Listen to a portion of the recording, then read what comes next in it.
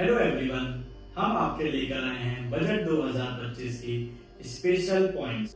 आज हम आपसे बात करेंगे मेजर 3 सेक्टर में जिसमें बजट 2025 द्वारा मेजर बेनिफिट दिए गए हैं।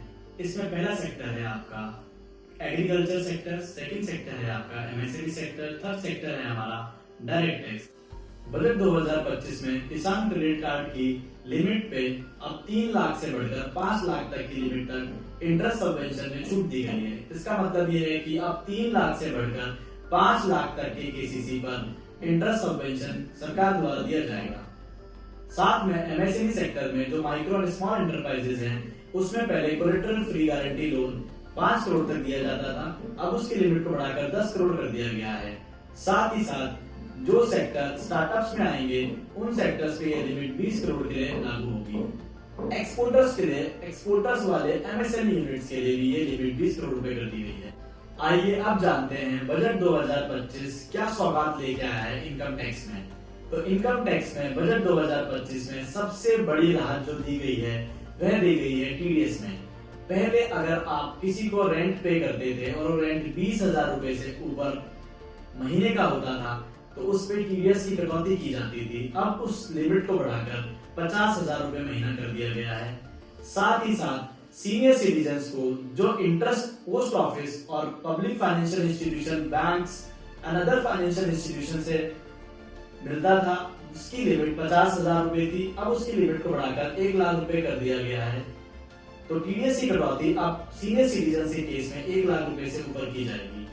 साथ ही साथ इनकम टैक्स के स्लैब में बड़ा बदलाव किया गया है जो कि 2025 और 2026 में बड़ी राहत लेके आएगा। इनकम टैक्स में सबसे बड़ी राहत मिडिल क्लास को दी गई है। मिडिल क्लास के लिए पहले 7 लाख रुपए तक की आय पर इनकम टैक्स नहीं देय होता था, जिसको बढ़ाकर अब 12 लाख रुपए कर दिया गया है। साथ ही साथ सैलरीड क्लास के लिए यह 12 लाख प्लस 75,000 रुपए की एक एडिशनल स्टैंडर्ड डिडक्शन दी गई है जो कि केवल पहले 50,000 रुपए थी। अब सैलरीड क्लास को 12,75,000 रुपए तक की आय पर कोई भी टैक्स नहीं देना होगा। जैसे कि मैंने आपको बताया है कि 12 लाख रुपए तक की आय पर कोई भी टैक्स दे नहीं होगा, आपको कोई भी टैक्स पे नहीं करना होगा। तो अब जानते हैं 12 लाख से ऊपर वालों की आय को किस स्लैब रेट के हिसाब से टैक्स देना होगा। तो समझते हैं अब नया टैक्स स्लैब रेट जो 2025-26 के लिए लागू होगा। ये स्लैब इस प्रकार से है, 4 लाख तक की आय पर अब आपको कोई भी टैक्स देना नहीं होगा, जो कि पहले 3 लाख तक नहीं देना होता था।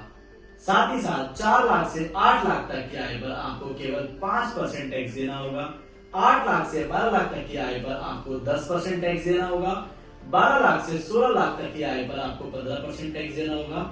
16 लाख से 20 लाख तक की आय पर आपको 20% टैक्स देना होगा और 20 लाख से 24 लाख तक की आय पर आपको 25% टैक्स देना होगा। साथ ही साथ 24 लाख से ऊपर की आय पर आपको 30% का टैक्स देना होगा। आइए जानते हैं 12 लाख रुपए तक की आय पर टैक्स न लगाकर सरकार ने आपको क्या राहत दी है। पिछले वर्ष तक अगर आपकी आय 12 लाख रुपए तक थी तो आपको करीबन 80,000 रुपए का टैक्स देना पड़ता था, जो इस बजट द्वारा हटा दिया गया है।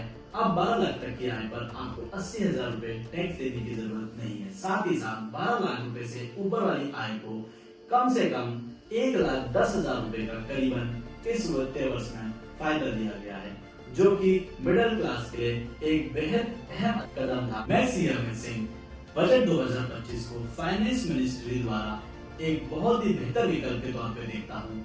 इसमें 12 लाख रुपए तक की आय पर टैक्स में छूट देकर मिडिल क्लास को एक बड़ी राहत दी गई है। साथ ही साथ यूथ को जिनकी आय 12 लाख रुपए सालाना होगी उनको कोई भी टैक्स पे नहीं करने से काफी राहत मिलेगी।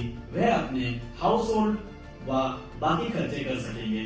तो मैं निर्मला सीतारमण जी को इतना अच्छा बजट पेश करने के लिए धन्यवाद करता हूँ। साथ ही में सारे टैक्स पेयर्स को बधाई देता हूँ। अब आपको 12 लाख रुपए तक की आय पर कोई भी टैक्स नहीं देना होगा। धन्यवाद।